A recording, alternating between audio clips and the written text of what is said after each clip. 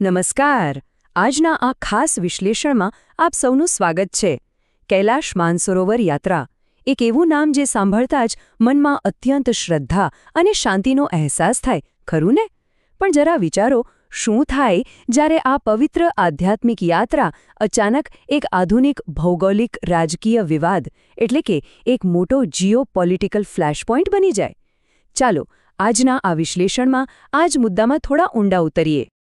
હવે અહીં એક ખૂબ જ રસપ્રદ અને સ્વાભાવિક પ્રશ્ન ઊભો થાય છે. કેવી રીતે એક પવિત્ર યાત્રાએ બે પડોશી દેશો વચ્ચે આંતરરાષ્ટ્રીય સરહદનો વિવાદ ઊભો કરી દીધો? આજના આ વિશ્લેષણમાં આપણે આ જ કોયડાને ઉકેલવાનો પ્રયાસ કરવા જઈ રહ્યા છીએ. અને હા, આ માત્ર કોઈ સામાન્ય ચર્ચા નથી હો.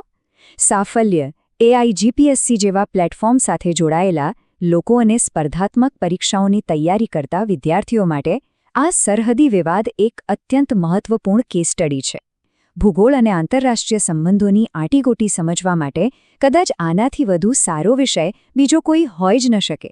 તો આપણી આજની ચર્ચાના મુખ્ય અંશો કંઈક આ પ્રમાણે રહેશે. પહેલું, યાત્રાનો વિવાદ. બીજું, તેની ભૂગોળ. ત્રીજું, 1816ની સુગૌલી સંધિ. ચોથું, કાળી નદીની મૂંઝવણ. પાંચમું, આધુનિક નકશા યુદ્ધ. અને અંતે કૂટનીતિ અને ભાઈચારો. ચાલો સીધી જ શરૂઆત કરીએ આપણા પહેલા વિભાગથી, યાત્રાનો વિવાદ. ભારત અને નેપાળ વચ્ચે તાજેતરમાં જે રાજદ્વારી તંગદિલી ઊભી થઈ છે તેનું આ જ મુખ્ય કારણ છે. તો વાત એમ છે કે તાજેતરમાં જ ભારત અને ચીને લિપુલેખ પાસ થઈને 2026 માટે કૈલાશ માનસરોવર યાત્રા ફરી શરૂ કરવાની જાહેરાત કરી. અને બસ તરત જ નેપાળે આ અંગે ભારત અને ચીન બંને સામે પોતાનો રાજદ્વારી વિરોધ નોંધાવી દીધો. નેપાળનો એવો દાવો છે કે આ રસ્તો તેમના સાર્વભૌમ પ્રદેશમાંથી પસાર થાય છે અને આ નિર્ણય એકપક્ષીય રીતે લેવામાં આવ્યો છે. સામે પક્ષે ભારતે આ વાંધાને સંપૂર્ણપણે નકારી કાઢતા સ્પષ્ટ કર્યું છે કે ભાઈ 1954થી આ માર્ગને કાયદેસર રીતે માન્યતા પ્રાપ્ત છે જ. હવે અહીં સૌથી મહત્વનો મુદ્દો એ છે કે આખરે આ લિપુલેખ પાસ છે શું? સરળ શબ્દોમાં કહીએ તો લિપુલેખ એક અત્યંત વ્યૂહાત્મક પર્વતીય માર્ગ અને ઐતિહાસિક ટ્રેડ કોરિડોર છે. તે ભારત, નેપાળ અને તિબેટને એકબીજા સાથે જોડે છે. યાત્રાળુઓ માટે આ રસ્તો ખરેખર ખૂબ જ કપરો છે, પરંતુ તેનું ભૌગોલિક અને વ્યાપારી મહત્વ સદીઓથી અકબંધ રહ્યું છે. આગળ વધીએ વિભાગ 2 તરફ, યાત્રાની ભૂગોળ. અહીં આપણે મહત્વના રસ્તા અને નકશા વિશે વાત કરીશું. કૈલાશ માનસરોવર જવાના મુખ્ય 3 રસ્તાઓ વચ્ચેની સરખામણી જોવી ખરેખર ખૂબ જ રસપ્રદ છે. સૌથી પહેલો છે સિક્કિમનું નાથુલા પાસ, જે લગભગ 800 કિલોમીટર જેટલો લાંબો અને ઘણો સમય માંગી લેતો રસ્તો છે. બીજો વિકલ્પ છે નેપાળના કાઠમંડુ થઈને જતો 500 કિલોમીટરનો મધ્યમ કક્ષાનો રસ્તો. અને ત્રીજો રસ્તો છે ઉત્તરાખંડનો લિપુલેખ પાસ. આ રસ્તો માત્ર 65 કિલોમીટરનો જ છે. હા, એ વાત સાચી કે અહીંનું ભૂપ્રદેશ ખૂબ જ કઠિન છે, પરંતુ તે સૌથી ટૂંકો હોવાથી યાત્રાળુઓ માટે તે સૌથી વધુ અનુકૂળ રહેશે. ભૌગોલિક મહત્વ તો છે જ, પણ સાથે સાથે એ પણ ન ભૂલવું જોઈએ કે કૈલાશ માનસરોવર કેટલું પવિત્ર સ્થાન છે. આ કોઈ એક ધર્મ પૂરતું સીમિત નથી. હિન્દુ ધર્મ, બૌદ્ધ ધર્મ, જૈન ધર્મ કે જ્યાં પ્રથમ તીર્થંકર ઋષભદેવને નિર્વાણ પ્રાપ્ત થયું હતું, અને બૌદ્ધ ધર્મ, આ ચારેય માટે આ એક સર્વોચ્ચ શ્રદ્ધાનું કેન્દ્ર છે. અને ખરેખર આ ઊંડી માનવ શ્રદ્ધા જ આ ભૌગોલિક નકશાને આટલો સંવેદનશીલ અને મહત્વપૂર્ણ બનાવે છે. અહીં કુદરતનો એક અદ્ભુત ભૌગોલિક વિરોધાભાસ જોવા મળે છે. કૈલાસ પર્વત પાસે 2 સરોવર છે.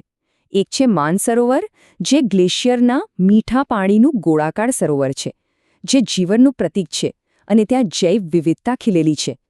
જ્યારે તેની જ પાસે આવેલું છે રાક્ષસતાલ, જે અર્ધચંદ્રાકાર છે. તેના પાણી ખારા છે અને તેમાં કોઈ જીવસૃષ્ટિ નથી. એક તરફ પવિત્રતા અને જીવનનો સ્ત્રોત છે, તો બીજી તરફ રાવણની તપસ્યા સાથે જોડાયેલું એકદમ નિર્જીવ સરોવર.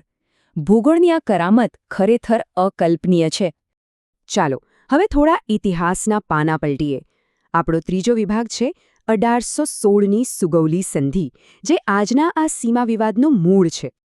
આ આખા વિવાદનો ઐતિહાસિક ઘટનાક્રમ બરાબર સમજીએ તો 1814થી 1816ના સમયગાળામાં એંગ્લો નેપાળી યુદ્ધ થયું અને સુગૌલીની સંધિ પર હસ્તાક્ષર કરવામાં આવ્યા.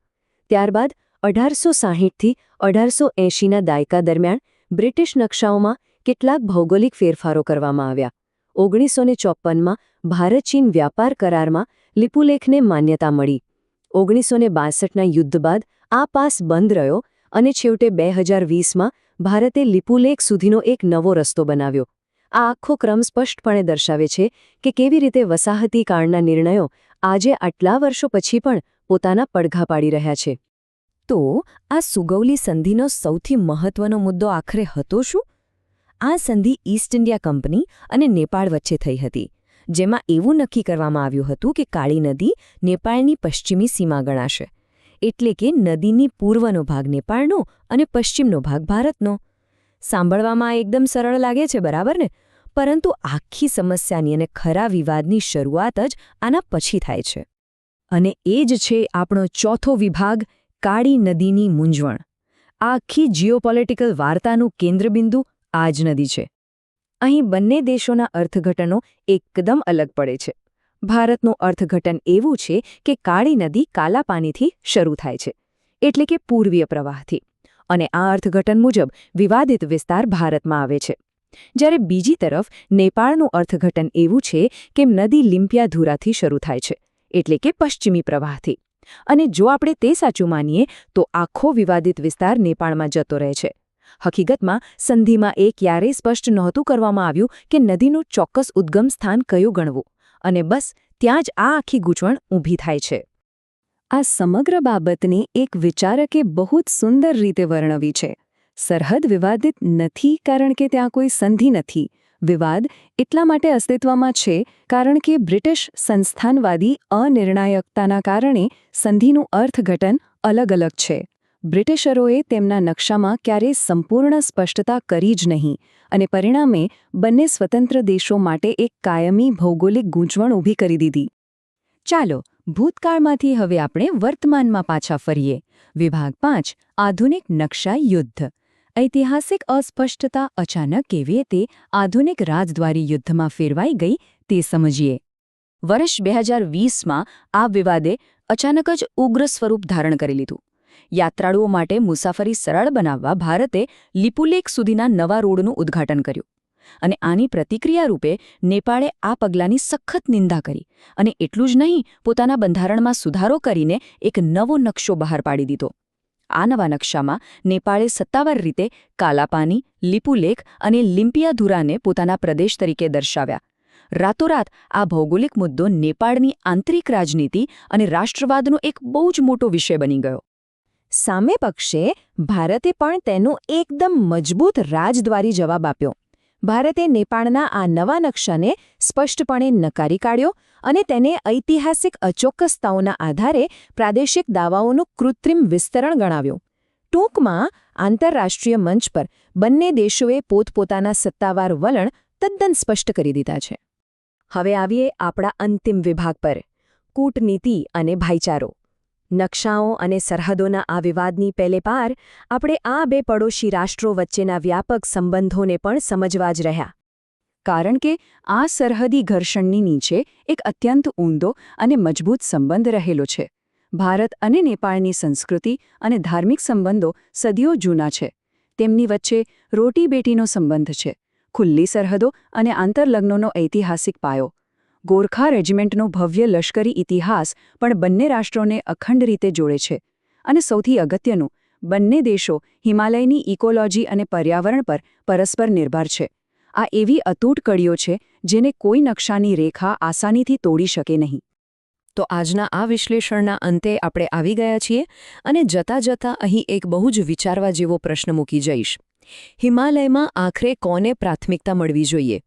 શું વસાહતી શાસકો દ્વારા દોરવામાં આવેલી કઠોર સરહદી રેખાઓને, કે પછી સદીઓથી ચાલ્યા આવતા ઐતિહાસિક ભાઈચારાને? જીઓપોલિટિક્સ અને માનવ જોડાણ વચ્ચેના આ સંતુલનનો વિચાર દરેકે કરવો જોઈએ. આજની આપણી આ સફરમાં જોડાવા બદલ ખૂબ ખૂબ આભાર.